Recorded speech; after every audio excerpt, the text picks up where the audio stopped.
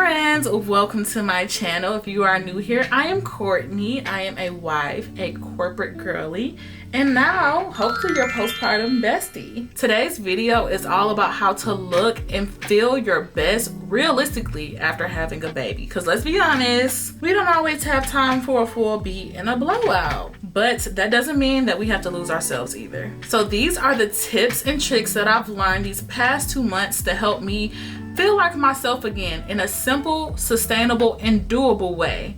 So let's get into it. Let's get into the basics. Feeling good starts from within. And no, I'm not talking about the journaling. No, I'm not talking about dieting and all those things. I'm talking about the basics. Staying hydrated. One thing I've learned as a mom is that it's incredibly easy to forget to eat and to drink sometimes. So you have to really prioritize being intentional with your water intake and your other supplements, okay? So for me, that looks like keeping my water in eye shot. So that's like a reminder to me, hey, I need to drink more water. Right now, currently, I'm at work. I've got my Stanley here, and I've got a bottle of Gatorade. Like, that's how serious I am about it. And no, I didn't just have these things staged because I'm recording these videos. This is my real life. These are things that I do that are genuinely helpful. Next, supplements matter. I know it's so easy after you have a baby to forget about it, because you go, hey, I don't need to take my prenatal vitamins anymore. The baby's here. That's just simply not true. You need to be taking something, whether it's a postnatal vitamin, a woman's everyday vitamin. In my case, I take a bariatric vitamin. After having my baby, I forgot to start back taking my bariatric vitamin, and I noticed quickly, I feel weak.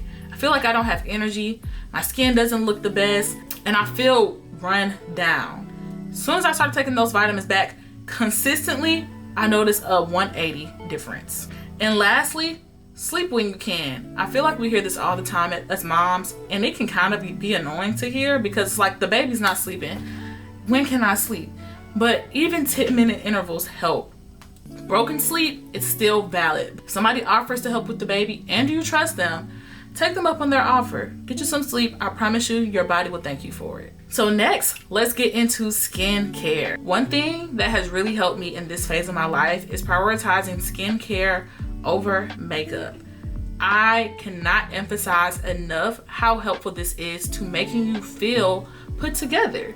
You can go out and enjoy your day bare face because your skincare makes you feel glowy. So I went to my dermatologist shortly after having my baby, and she told me, Courtney, keep your skincare simple. And that wasn't just because I needed to get up and go and save myself time. No, it's actually genuinely helpful for your skin. So with that being said, I have narrowed down my skincare routine to 4 products. 1, facial wash. 2, a toner. 3, hyaluronic acid. And then 4, I use an SPF moisturizer. That's another tip that you can use. We'll get into it, but combining products, top tier, and saving you time and money, okay? Yeah. So 1, facial wash. Get you a non-comedogenic facial wash. I didn't even know what that word was before I went to my dermatologist, but basically it just means it doesn't clog your pores, okay? I use a $10 Vanacream facial wash from the store, okay? I'll have everything linked down in my bio if you're interested in it, but you don't need all the gimmicky things. You don't need every new thing that comes out. You don't need to clutter your bathroom. Keep it simple. And lastly, like I told you before, combine products where you can. That goes for anything in life. If you can skip a step by combining things, it'll save you time, it'll be more efficient, and it's more sustainable for you. Now, let's get into makeup. When I do wear makeup, I keep it simple, okay? I used to be a full beat girly. I'm talking about full coverage, highlight, concealer, contour, eyebrows, lashes, baby. I had to pull it back, okay? I keep my routine simple now, and I'm fairly certain I could probably do my makeup in 5 minutes at this point. So my go-to when I'm in a rush is a tinted moisturizer. We talked about skipping steps, right? If you get you a tinted moisturizer, maybe you can skip the moisturizer in your skincare. If you're an oily girl especially, that helps. So a tinted moisturizer. My favorite at the moment is the ABH Skin Tint. I've tried so many. That is my holy grail for this summer. I have it on now, and it just makes me feel very pretty. It's a decent coverage and it's buildable. I will link it down below along with some of my other favorites. I have quite a few skin tint recommendations. Next is a cream blush. I have one of those on right now To me, that just helps you look awake and it adds some color to your face. My favorite at the moment is the YSL blush. I will leave that down below as well. Next thing I use is a brow gel. I love a natural looking brow and I love when it looks groomed. I only get my eyebrows waxed once or twice a year, so I have to do little things to touch them up, especially when I'm doing my makeup, but that doesn't mean I want to take forever to do my eyebrows. So a brow gel is very, very helpful. Mascara. Right now I have on lashes because I just got back from vacation and I had the time to do it. But can we talk about how that can take hours? You don't always have time to sit on the table and wait hours for your lashes to get done. So in that case, I heavily rely on mascara. My favorites at the moment is Fenty Beauty, she's #1, and Tarte. I love those two. And then if I'm feeling extra, I'll do maybe a little bit of concealer, and I'll just do that right underneath my eyes. And honestly, I have all of those products on now and it looks so pretty and it looks very high effort, even though me and you both know it wasn't. And to keep it grab and go, I keep all of my basics in a separate kit, separate from all of my other makeup, and that makes it really easy to find what I need and to just get out the door a little bit faster. And if I don't have time to do it at home, I can just grab that and do my makeup in the car.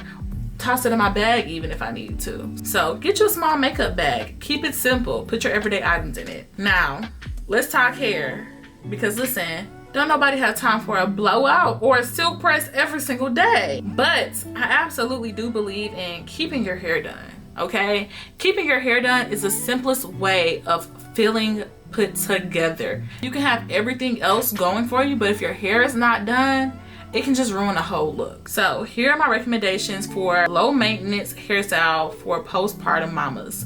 Starting with what I have now, which is a half wig. You guys, I just got this half wig like 3 weeks ago or so, and when I say I am in love, I am in love. Like none of this is sponsored content, so let's make that clear, okay? I spent my own money on this hair. I love this hair so much. I had no idea what a half wig even was prior to 3 weeks ago, let alone ordering wig off of Amazon. I was so sleep, okay? I know the girls have been doing it forever, so this may not be revolutionary to you, but baby, it was revolutionary for me. I even wore this hair for my birthday. That just lets you know how much I loved it, because no girl's going to her birthday with hair she does not love. This hair is so easy to just toss on and go, and you don't even need to have a lot of leave out. I just have this right here left out, and I have it tamed with some edge control.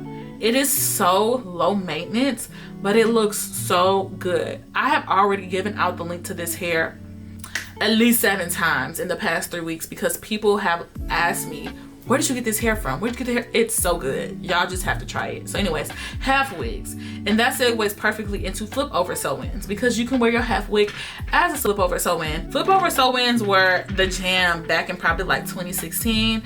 But since then, they've made a resurgence. I don't know. The girl loves them. I've never stopped loving them, okay? I love me a good flip over sew-in. And that's because you can pull it up. You can wear it down. When you have babies, you know they're always reaching for your hair. With the flip over sew-in, it's nothing to just put your hair up, okay? But it's also, when you want to give that girl, it girl look, it's so easy for you to wear it down, curl it up if you want to. It's just a very effective hairstyle that is very simple and it looks so good. Of course, all the girls know braids. Braids will get the job done, and not just done, it'll get the job done well. You can get a plethora of braid hairstyles out of your face if that is a priority to you. You can get those that are very, very versatile. The way you can pull it up if you would like to. You can wear it down, you can wear it side part, middle part, and the best thing is, it's a wake up and go hairstyle, and we love that. And the last thing I found to be very, very helpful is scarf hairstyles. So I was one to kind of just like wake up and look how I look. I work from home, so it's very easy for me to wake up and just leave my bonnet on, but it doesn't always feel the best to me. And I found scarves feel a lot more elevated than bonnets do. So I've started to gravitate towards that. I have me like 3 at this point, but I can tell you now, they are heavily into rotation. Even the days I don't feel like putting on my half wig, the days that I don't feel like doing anything to my hair and I have to leave the house, I can still elevate my look with a scarf. So don't sleep on scarf styles. The next thing that I want to talk about is probably what y'all are all here for: wardrobe. I'm 29. It took me a while to come to my sense of style and learn what I really like. And by the time I found what I really liked, I got pregnant and had to relearn what really worked for me. So this portion of the video, I believe, is going to be the most helpful as far as things that I have learned and found to be very effective for someone who is in an era of her life where she wants to feel good but also be very comfortable, because you're always on the go or always having to do something. So the first thing I have learned is to make sure your clothes fit well. That is so hard to do as moms with bodies that are always changing. So it's something that you have to be very intentional about when you are shopping for items. Think of, what is my body type? What looks good on me? What makes me feel good?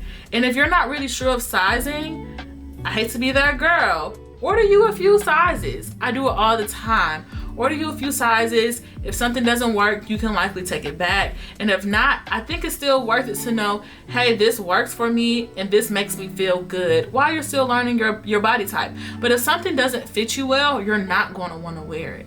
Find you clothes that fit you well, and they will make you feel 10 times better and more comfortable. 2, build you a capsule wardrobe. And I use capsule loosely because I feel like that's a word everybody wants to throw out. But when I say capsule wardrobe, I mean get you basics. Get you the basics that you like. Get you the basics that you love. Get you basics that you can mix and match with. And they can be bright colors if you love bright colors. The key theme is to just make sure that they are interchangeable amongst a multitude of outfits. Otherwise, you're gonna feel like, I don't have anything to wear. No, baby, you just have a closet full of statement pieces. That was something that I was guilty of, okay? I was doing the hauls. I was on Pretty Little Thing. I was getting the fast fashion, and ain't nothing wrong with fast fashion as long as it's quality. Okay, but I was guilty of doing that, and then feeling like when it was time to go out, I didn't have anything to wear. And that's why you got a bunch of nothing.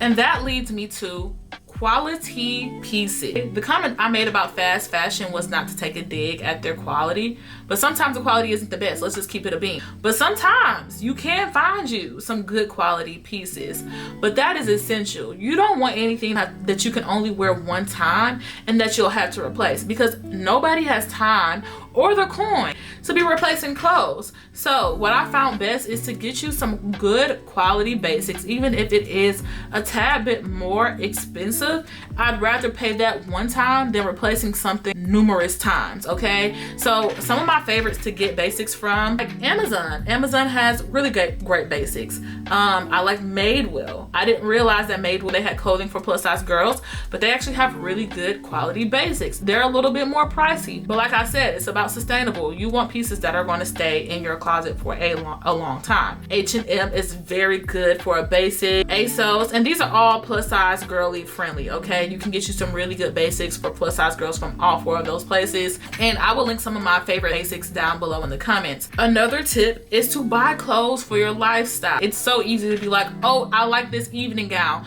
but baby, where are you going? You just had a baby a month ago.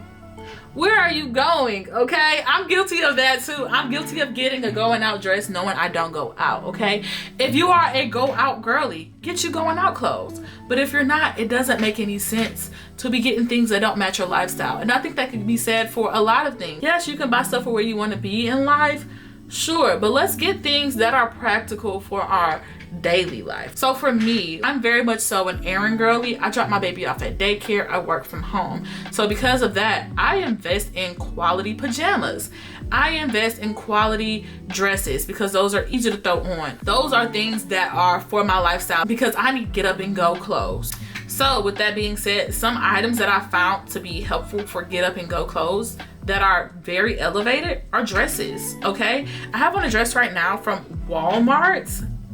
Yeah, okay, I have on a dress right now from Walmart, and it is so quality. It feels so good. It's very flattering. Actually, I'm gonna stand up. I'm gonna show y'all. This is the dress I'm wearing, guys, from Walmart. It is a thick material. It's not see-through, and it was so easy to just throw on. I feel like dresses could be very intimidating because when people hear dresses, they automatically think, oh, I'm going somewhere fancy. It doesn't always have to be that. You can get you a casual dress, and to me, they're very easy because they're just one step. They're an outfit. They're easy to accessorize. You don't have to layer with a bunch of stuff. Get you a dress.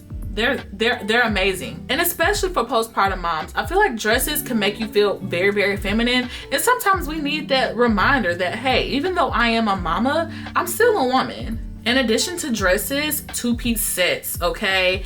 I love a good two-piece set, especially one with a button down and like a wide leg pants.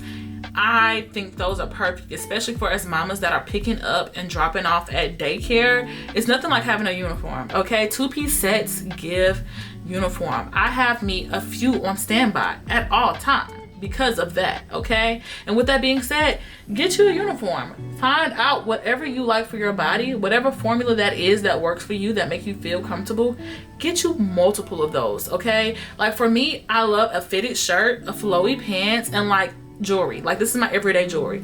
I will wear that combo down. I will wear that combo down to the ground. And because of that, I'm always looking for flowy pants. Because of that, I'm always looking for linen pants, because those are typically flowy. I'm always looking for a good quality t-shirts. Find what works for you. Build you a uniform. Make sure that you get you some good loungewear, especially if you're a work from home mama. That doesn't mean that you don't need to feel put together in your wardrobe, okay? And lastly, in addition to all of those things, get you some shoes, quality shoes that match your lifestyle. So the same way we talked about getting you clothes that match whatever it is that you're doing in life, I say the same thing for shoes. Right now it's summertime, so I have a bunch of sandals and slides. I'm not a tennis shoe girly. Personally, I like my feet to be out. So with that being said, I have a plethora of slides, all neutral, so I can mix and match with my different outfits. I have some casual, I have some that are more elevated than others. I have some that are just for going to go run errands,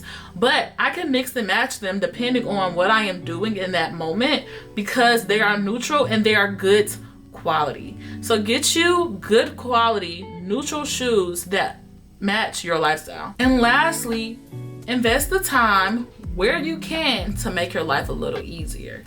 For me, that was getting laser hair removal. I do grow facial hair, and I found myself having to shave every single week or every other week. And I wasn't really saving myself any time by not going to just get laser hair removal. It could be a little time consuming and it could be costly, but at the end of the day, it saves you time. I go to my laser hair removals, treatments, and I'm in there for probably 10 minutes, if that, versus me shaving often times a month. Like, I'm not saving myself any time, and actually when I need to get up and go, I can't, because I need to do these things to make myself feel good.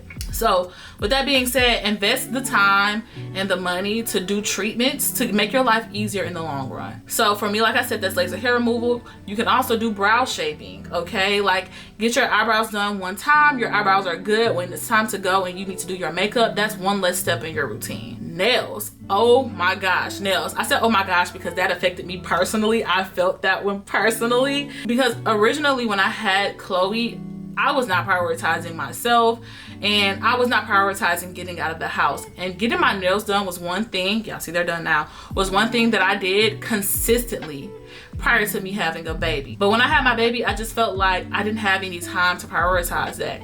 It was quite the opposite, okay? Like, it was worth me making the time to get my nails done one time, so that way whenever I left the house, I didn't have to worry about having to make sure my nails were painted, having to make sure my nails looked groomed, any of that, okay? I was able to just go get it done the one time, enjoy my me time, and then I was good to go for about a month, okay? So invest the time where you can early, so that way you save yourself time in the long run. And like I said, that looks different for different people, but think about what matters to you. What are your non-negotiables before you leave the house, and figure out what you can do to make those things easier. Those things aren't just beauty extras. Those are time-saving investments in yourself. And lastly, I am going to throw in a little bit of extra habits that you can do after you've mastered the other ones, right? But these are things that you can do to make yourself feel better. Romanticize your life. Sometimes all you get is 5 minutes in the shower. Turn on some music, okay? You don't have to light you a candle, put petals in your bathtub, but turn off the light. Turn on a low light. Tell Google to play your favorite song while you're showering. That's something you can do to make yourself feel better. Move your body, okay? And I don't mean go to the gym every day for 2 hours if that's not your thing, okay? I know for some people that's non-negotiable. But if it's not, sometimes it's easy as going out for a walk, getting some vitamin D, taking a stroll with your baby. But moving your body helps, even if that means just getting up and taking a few steps out of your front door. You know, those are the extra little things you can do to make yourself feel better. It's underrated how much getting sunlight and moving your body helps your mental, helps you feel good. And lastly, if you have the time, affirmations and journaling. So that's something I do. I'm a little inconsistent about because I'm trying to prioritize everything else. But when I have the time, I like to remind myself I'm still me. I like to remind myself I am all the things I was before I had a baby, plus some, okay? I am an improved version of myself.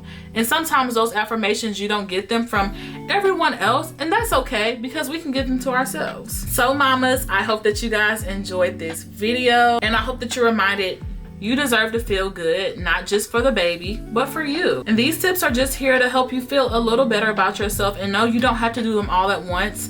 Just doing a little bit at a time goes a long way. So give yourself some grace, be patient, and implement things over time. If this video helped you in any way or made you feel seen, please consider subscribing to my channel, giving this video a thumbs up, and let me know in the comments what your favorite tip was and what you're planning to implement to get yourself feeling more like yourself. I hope to see you guys on the next one. Bye.